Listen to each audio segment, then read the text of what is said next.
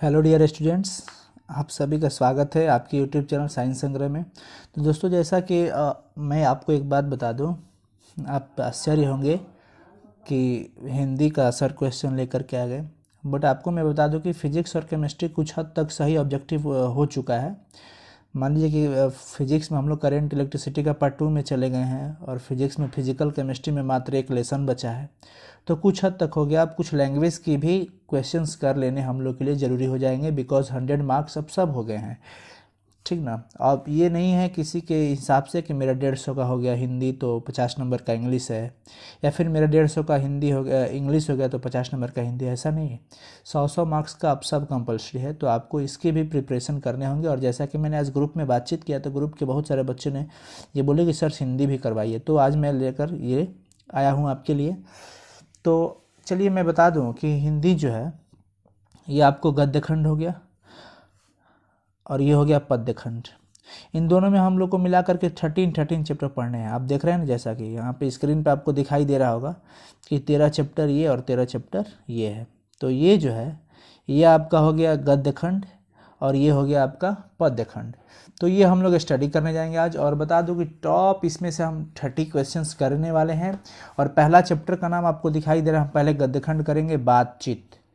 तो बहुत मज़े से आप इसको पढ़िए, खूब आराम से लास्ट तक वीडियो को देखिए और चैनल को ज़रूर सब्सक्राइब कर लीजिए, ताकि हम बहुत सारे आपको सारा सब्जेक्ट का सेट करवाएंगे। और एक गुड न्यूज़ आपको दे रहे हैं कि बहुत ही जल्द मैथ और इंग्लिश का भी क्लास शुरू होगा आपके इस साइंस संग्रह यूट्यूब चैनल पर। लाइव क्लास चलेंगे मैथमेटिक्स के और इंग्लिश के, ठीक ना। तो सारे डाउट्स आपके क्लियर होने वाले हैं, बस अंत तक इस वीडियो को जरूर देखें और हमेशा बने रहे। तो सबसे पहला चैप्टर हम बातचीत शुरू कर रहे हैं, जो कि बातचीत जो चैप्टर है वो बाल कृष्ण भट्ट के द्वारा लिखी हुई है। बातचीत के बारे में बता देता हूँ कि यह एक निबंध है। क्या है? निबंध है। बातचीत जो पाठ है वह निबंध है और आपके हिंदी 100 मार्क्स का सबसे पहला चैप्टर है निबंध, जिनकी रचना बाल कृष्ण भट्ट के द्वारा किया गया है। तो जैसा कि आप देख रहे हैं, सबसे पहला क्वेश्चन कि बाल कृष्ण भट्ट की रचना बातचीत जो है वो क्या है? एकांकी है कि कहानी है कि यात्रा संस्मरण है कि ललित निबंध है? तो हम निबंध, अभी आपको बताया निबंध होगा, इसलिए बातचीत जो पाठ क्या है वो निबंध है। और किसके द्वारा रचित है? बाल कृष्ण भट्ट जी इस पाठ के लेखक है, रचनाकार है। ओके, ऑप्शन डी सही हो जाएगा। चलिए क्वेश्चन नंबर 2 कि बाल कृष्ण भट्ट जो है वो किस युग के निबंधकार हैं? तो वो जो है वो किस युग के निबंधकार है? तो भारतेंदु। कैसे हम याद रखेंगे? चूंकि हम भारत देश में रहते हैं तो भारतेंदु याद रखेंगे कि बाल कृष्ण भट्ट जो कवि हैं वो भारत के ही रहने वाले हैं, तो भारतेंदु, ठीक ना। ये चीज़ याद रखना होगा। और मनुष्य की इस पाठ में बताया गया है, इस पठित पाठ के आधार पर हम लोग सारा क्वेश्चन करेंगे कि विद्वतापूर्ण मनुष्य की जो बातचीत का उत्तम तरीका है वो कैसा होना चाहिए, किस तरीके से उसका बातचीत उत्तम माना जाएगा। तो जैसा कि पठित पाठ के आधार पर भी कहे या फिर सिंपली हमारा समाज इस चीज़ को एक्सेप्ट करता है कि पहले आदमी को अपने आप के बारे में जरूर परखना होगा, अवाक से होकर पहले अपने से बातचीत करना होगा, ठीक ना। तो वो चीज़ हम ऑप्शन डी में देख रहे हैं। सो ऑप्शन डी सही होगा कि अवाक होकर अपने से बातचीत करना उत्तम तरीका यही है, ठीक ना। 4 नंबर क्वेश्चन है कि बाल कृष्ण जो है किस काल के रचनाकार? अभी पूछा था किस युग के, तो युग में हमने बताया भारतेंदु, लेकिन अगर काल की बात करेंगे तो ये मॉडर्न टाइम चल रहा है, आधुनिक काल। सो आधुनिक काल हो जाएगा, इसका आंसर डी हो जाएगा, आधुनिक काल, ठीक है ना। 5 नंबर क्वेश्चन कि बातचीत शीर्षक जो है यह निबंध, इसके निबंधकार कौन है, मतलब लेखक कौन है? तो हम क्या कहेंगे? Balkrishna Bhatt, option D. Clear? चलिए अब हम चलते हैं 6 नंबर क्वेश्चन कि बालकृष्ण भट्ट जो है वो किस पत्रिका का संपादन किए थे? इन्होंने एक पत्रिका संपादित किया था। बालकृष्ण भट्ट ने एक पत्रिका संपादित किया था जिस पत्रिका का नाम है हिंदी प्रदीप। हिंदी प्रदीप याद रखेंगे, आप हिंदी पढ़ ही रहे हैं तो हिंदी प्रदीप आपको याद रखना होगा कि बालकृष्ण भट्ट ने किस पत्रिका का संपादन किया? तो हिंदी प्रदीप पत्रिका का, ऑप्शन सी करेक्ट होगा। चलिए 7 नंबर क्वेश्चन कि किसके न होने से सृष्टि गूंगी प्रतीत होती है? किसका होना जरूरी है? अगर वो चीज़ नहीं होगा तो लगेगा कि सृष्टि गूंगी हो गई है। वो क्या होना चाहिए? वाक शक्ति, बोलने की क्षमता होनी चाहिए, बोलेंगे। अच्छा, गुंग का मतलब जो नहीं बोलता हो, इसलिए वाक शक्ति का होना बहुत ज़रूरी है, यानी कि बोलने की जो क्षमता है बहुत ज़रूरी है। इसके नहीं होने से सृष्टि गूंगी प्रतीत होती है, यानी कि ऑप्शन बी सही हो जाएगा। ठीक, नेक्स्ट चलते हैं कि कौन सा उपन्यास बालकृष्ण भट्ट द्वारा रचित है। बालकृष्ण भट्ट ने उसे लिखा है, कौन सा उपन्यास को, कौन से उपन्यास को? तो 100 अजान एक सुजान, यह एक नोवेल है, उपन्यास है जिसका नाम है 100 अजान एक सुजान, जिसके रचनाकार हैं बालकृष्ण भट्ट जी। ठीक ना, चलिए ऑप्शन सी सही हो जाएगा। नाटक के प्रारंभ होने वाले मंगल पाठ को क्या कहा जाता है? मंगल पाठ जो है वो नांदी पाठ कहा जाता है। क्या कहा जाता है? नांदी पाठ। यानी मंगल जो है, मंगल पाठ को, नाटक के प्रारंभ में होने वाला जो मंगल पाठ होता है उसको हम लोग नांदी पाठ कहते हैं। वो शुभारंभ में होता है, आरंभ होता है उस समय में वो उसको किया जाता है, यानी कि हम नांदी पाठ कहते हैं। वो जो नाटक के प्रारंभ में होता है उसको। ऑप्शन बी करेक्ट होगा। 10 नंबर क्वेश्चन कि एडिसन के अनुसार असल बातचीत कितने लोगों के बीच हो सकती है? बातचीत करने का जो असल आदमी होना चाहिए कि वो कितने लोग के बीच असल बातचीत होना चाहिए। वैसे तो बातचीत बहुत सारे लोगों के बीच होती है, लेकिन एक एडिसन थे, एडिसन के अनुसार उन्होंने बताया था कि 2 आदमी के बीच बढ़िया से बातचीत होती है। असल आदमी के लिए भाई 2 आदमी चाहिए असल बातचीत के लिए, यानी 10 का ऑप्शन ए सही हो जाएगा, वो भी एडिसन के अनुसार। ओके, तो एडिसन के अनुसार असल बातचीत 2 लोगों के बीच हो सकती है। ऑप्शन ए सही है, ऑप्शन ए सही होगा। 11 नंबर क्वेश्चन कि बालकृष्ण भट्ट का जन्म कब हुआ था? तो बालकृष्ण भट्ट का जो जन्म है वो 23 जून 1844 को इलाहाबाद उत्तर प्रदेश में हुआ था। याद रखेंगे, ये भी क्वेश्चन बनता है कि किस स्थान पर हुआ था। उत्तर प्रदेश के इलाहाबाद में हुआ था। 23 जून 1844 को बालकृष्ण भट्ट जी का जन्म इतना को हुआ था। 11 का बी ऑप्शन रहेगा, 11 का। 12 नंबर क्वेश्चन की संयोगिता स्वयंवर किसकी रचना है? संयोगिता स्वयंवर किसकी रचना है? तो श्रीनिवास दास की, श्रीनिवास दास।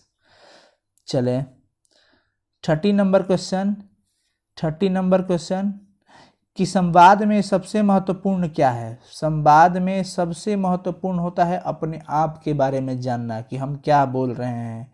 हम पहले अपने का परख, आत्मीयता बहुत ज़रूरी होती है, अपनापन होना चाहिए और अपने आप के बारे में भी जानना। और किसी भी अगर बातचीत को आप करते हैं तो ये चीज़ समझना होगा कि अगर वो चीज़ आपके साथ होता तो आप क्या करते हैं, यानी कि आत्मीयता जरूरी है, बहुत ही जरूरी है आत्मीयता। ऑप्शन सी, संवाद में सबसे महत्वपूर्ण आत्मीयता का होना जरूरी होता है। 40 नंबर क्वेश्चन कि बातचीत के माध्यम से बालकृष्ण भट्ट क्या बतलाना चाहते हैं? इस पाठ के आधार पर आपसे पूछा जाए कि वो क्या बतलाना चाहते हैं, तो हम लोग को तो ये जरूर समझ में आ रहा है कि वो बातचीत की शैली बता रहे हैं। भाषण की शैली और संवाद की शैली नहीं, बस बातचीत की शैली बता रहे हैं कि बातचीत की शैली कैसी होनी चाहिए, किस प्रकार होनी चाहिए, यानी कि ऑप्शन ए सही हो जाएगा। ठीक है ना। 15 नंबर क्वेश्चन कि भट्ट जी को किसने अंग्रेजी साहित्य के एडिशन और स्टील की श्रेणी में रखा है?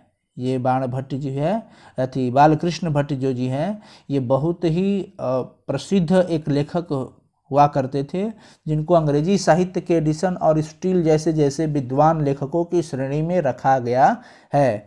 तो ये किसने रखा? Ramchandra Shukla ji, Ramchandra Shukla. Option C correct हो जाएगा। चलिए 16 नंबर क्वेश्चन कि रॉबिन्सन क्रूसो जो थे वो 16 वर्ष के उपरांत किसके मुख से एक बात सुनी? उन्होंने एक बात सुना था, वो फ्राइडे के मुंह से। फ्राइडे दिन नहीं, फ्राइडे एक बहुत अच्छे लेखक थे। चलिए 70 नंबर क्वेश्चन कि आर्ट ऑफ कॉन्वर्सेशन कहाँ के लोगों में सर्वाधिक प्रचलित है? आर्ट ऑफ कॉन्वर्सेशन अगर देखा जाए तो किस देश के लोगों में सबसे ज़्यादा वो प्रचलित है? बेहतर यूरोप के लोगों में। कहाँ? यूरोप में। ऑप्शन सी करेक्ट है। चलिए एक छोटा सा रिक्वेस्ट आपसे कि अगर आपको ये वीडियो अच्छा लगे तो ज़रूर लाइक कीजिएगा, शेयर कीजिएगा और साथ ही साथ चैनल को सब्सक्राइब जरूर कीजिएगा। चलिए आगे चलते हैं 18 नंबर क्वेश्चन की कौन सी रचना बालकृष्ण भट्ट की है? कौन सी रचना बालकृष्ण भट्ट की है? तो इसमें आपको देखना होगा कि कौन सी रचना उसकी है। तो रेल का विकट खेल, रेल का विकट खेल। ध्यान रखेंगे, क्वेश्चन पूछ रहा है कौन सी है, रेल का विकट खेल उन्हीं के द्वारा लिखा गया था। बट 19 नंबर क्वेश्चन पूछ रहा है कि कौन सी रचना बालकृष्ण भट्ट की नहीं है। तो इसमें आपको क्या बताना होगा, परीक्षा गुरु, परीक्षा गुरु जो है इनके द्वारा रचित नहीं है, बाकी ये सभी लिखे हैं, इन्हीं का है। नूतन ब्रह्मचारी, 100 अजान 100 जान, सद्भाव का अभाव, ये सब बालकृष्ण भट्ट के द्वारा ही लिखा गया है, बट परीक्षा गुरु इनकी लेखनी नहीं है। चलिए 20 नंबर क्वेश्चन कि रॉबिन्सन क्रूसो को कब तक मनुष्य का मुख देखने को नहीं मिला था। देखिए 16 वर्ष तक जो थे रॉबिन्सन क्रूसो, इन्होंने मनुष्य का मुख नहीं देखा था 16 वर्षों तक। तो कितना वर्षों तक, 16 वर्ष तक, याद रखेंगे। 21 नंबर क्वेश्चन की बातचीत से मन किस प्रकार का हो जाता है। देखिए यदि आपकी कोई भी बातचीत अगर किसी के साथ बातचीत करते हैं तो आप कोई भी बात हो सकता है कि आप ऐसा भी बात होता है जो कि आप अपने अंदर ही रखे होते हैं, तो आपका मन बहुत भारी रहता है, बहुत भारी रहता है, बोझिल रहता है और मन व्याकुल रहता है कि हाँ कोई होता साथी तो उससे बताते, तो बताने के बाद थोड़ा मन हल्का हो जाता। यानी कि बातचीत नहीं करेंगे तो भारी और बोझिल रहेंगे, क्रोधित भी रह सकते हैं, लेकिन बातचीत कर लेंगे तो बातचीत करने से मन जो होता है वो हल्का और स्वच्छ हो जाता है, बहुत हल्का हो जाता है। ठीक है ना, ऑप्शन सी सही हो जाएगा। अगर वीडियो अच्छा लग रहा है तो लाइव चैट में भाई कमेंट करके बताइए कि हाँ सर वीडियो चल रहा है बढ़िया। बोलने से मनुष्य के रूप का साक्षात्कार होता है, ये बात किसने कहा कि बोलने से मनुष्य के रूप का साक्षात्कार होता है। हमारे यहाँ भारत देश में भी ऐसा माना जाता है कि आदमी के बातचीत करने से ही उसके 95% गुण, 95% रहन सहन, 95% उनके परिवार के बारे में लोग परख लेते हैं। हमारे यहाँ ऐसा प्रचलन है कि बातचीत से ही लोग उनके बॉडी लैंग्वेज को पहचान लेते हैं। यानी 22 जो है ए होगा, ऑप्शन ए। एडिसन ने ही ये बात बताया था कि बोलने से मनुष्य के रूप का साक्षात्कार ही हो जाता है, इंटरव्यू हो जाता है। ये एडिसन की कथन है, ऑप्शन ए करेक्ट हो जाएगा। 23 नंबर क्वेश्चन की कौन सी रचना बालकृष्ण भट्ट द्वारा रचित नहीं है। तो ये जो है देखिए मेघदूतम, मेघदूतम जो है उनके द्वारा नहीं लिखा गया है, बालकृष्ण भट्ट के द्वारा नहीं लिखा गया है, ऑप्शन सी हो जाएगा। चले आगे 24 असल बातचीत सिर्फ 2 व्यक्तियों में ही हो सकती है, यह किसका विचार है, किसका मत है। हम अभी आपको बताए थे कुछ देर पहले कि एडिसन का यह मानना था कि बातचीत 2 लोगों में ही अच्छे तरीके से होती है, असल बातचीत करने के लिए 2 व्यक्ति होते हैं। तो ये एडिसन ने बताया था बात, ऑप्शन ए सही हो जाएगा। अब देखिए चूंकि चैप्टर ये छोटा था तो मैंने प्रत्येक आपको, देखिए आपके पूरे हिंदी से 50 को ऑब्जेक्टिव आएगा, लेकिन हम आपको प्रत्येक चैप्टर से 25, 23, 35 के एवरेज में आपको हम प्रैक्टिस करवाते चलेंगे। तो ये इस चैप्टर का सबसे लास्ट क्वेश्चन कि बालकृष्ण भट्ट का निवास स्थान, देखिए आ गया ना, मैंने बताया था ना कि उनका जन्म जो है वो इलाहाबाद के उत्तर प्रदेश में हुआ था, ऑप्शन बी सही हो जाएगा। चलिए तो ये रहा हिंदी का सेट। अगर देखिए आप लोग से एक बात करना था, मैं भी कोशिश करूंगा, लेकिन अगर आप लोग भी सहमति करें तो कमेंट में आकर के सहमति कीजिएगा, क्योंकि लाइव चैट तो ऑफ होगा आप, लेकिन कमेंट में ज़रूर बताइएगा। हम सोच रहे हैं कि शाम को आपको साइंस का सेक्शन देते रहें, फिजिक्स और केमिस्ट्री का जो अल्टरनेट चल रहा था, जैसे फिजिक्स एक दिन फिर केमिस्ट्री, वो शाम को मैं देता रहूँ। और सुबह में सोच रहे थे कि आपका लैंग्वेज चले हिंदी का, तो चूँकि हिंदी में 26 पाठ हम लोग को करने हैं, 13 गद्य खंड का और 13 पद्य खंड का। तो अगर आप लोग का ये अगर मत हो, सलाह हो, विचार हो तो आप लोग कमेंट जरूर कीजिए। वो मेरे ग्रुप में भी कर सकते हैं या फिर यहाँ पर भी कर सकते हैं कमेंट सेक्शन में आकर के। तो मैं इसके लिए प्रयास करूँगा और सुबह में हिंदी का वीडियो दूंगा और शाम को साइंस वाला या फिजिक्स या केमिस्ट्री। ओके, चलिए शुभ रात्रि।